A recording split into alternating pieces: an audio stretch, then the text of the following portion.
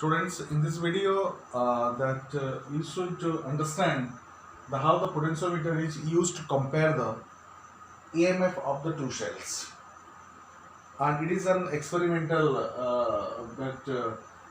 explanation, because you will be finding in the practical also. You look at here the potentiometer.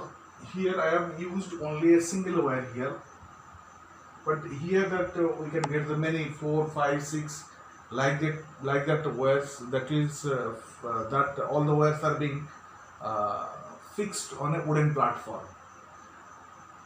And here what happens, here one, that is driving cell E is connected, and one ammeter is there, rheostat, and that is connected to the potentiometer wire. This is the potentiometer wire, that is A to B is the potentiometer wire. And the important thing is that the terminal A, the positive terminal of the driving cell is connected to the A, and another two different cells, and we are preparing that Lactancy and Daniel cells. That cells also should be prepared in practical. That E1 and E2 are the two different cells whose positive terminals are connected to the point A.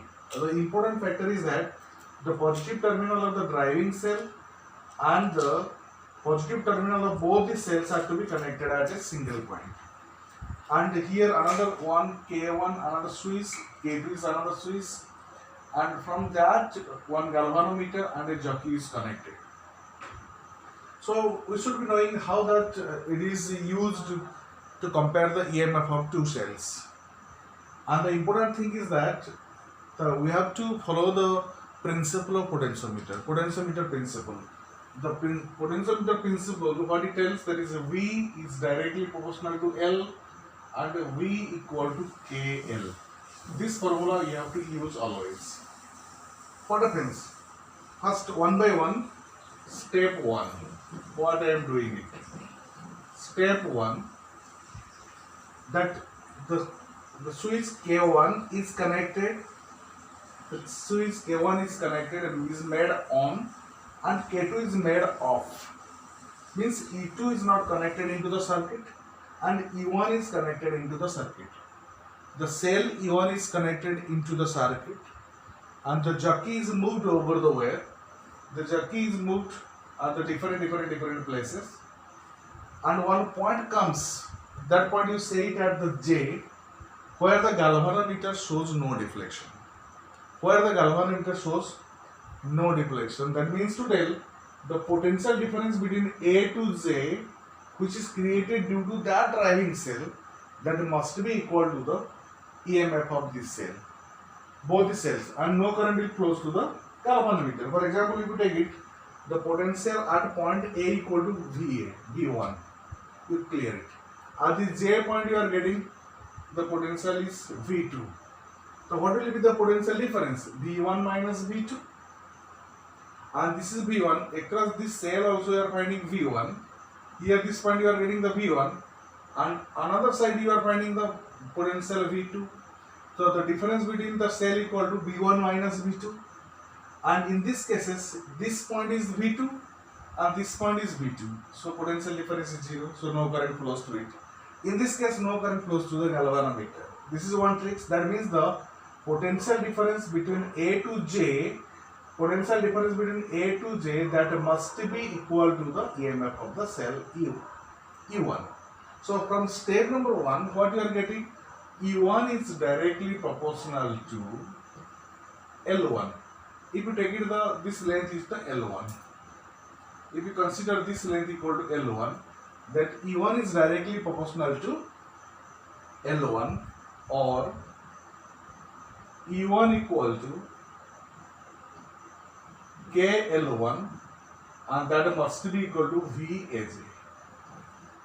What is the difference between AJ? E1 equal to KL1, that is equal to VAJ. Similarly for the step 2.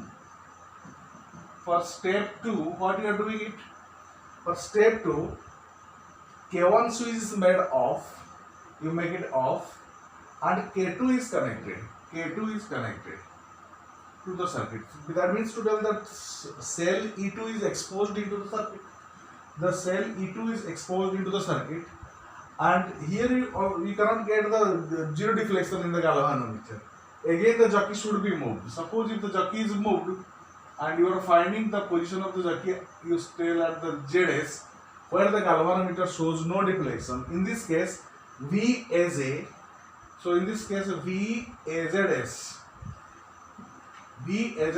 must be equal to E2, that is equal to KL2. If from here to this distance is L2, the VAZS equal to E2 equal to KL2. So that is the equation number 1 from the first step. Second step, that is the equation number 2. And if you compare from here, so E1 upon E2, so E1 upon E2 equal to, we are finding KL1 by KL2, or that is equal to L1 by L2. And finally we are finding E1 upon E2 equal to L1 upon L2. So that by knowing the null point distance, so null point for the two different cases, and we can compare the E1 by E2 equal to L1 by L2. In practical you will be finding that is serial number, that is balancing length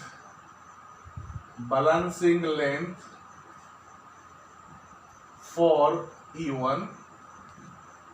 Next is the balancing length for E2, and here you can get it. Then finally E1 upon E2. So that is equal to L1 upon L2. So here serial number 1, balancing length, you can get the ratio, second case, third case. In this manner you can get the different readings to find the ratio, or you can compare the two different cells. Thank you.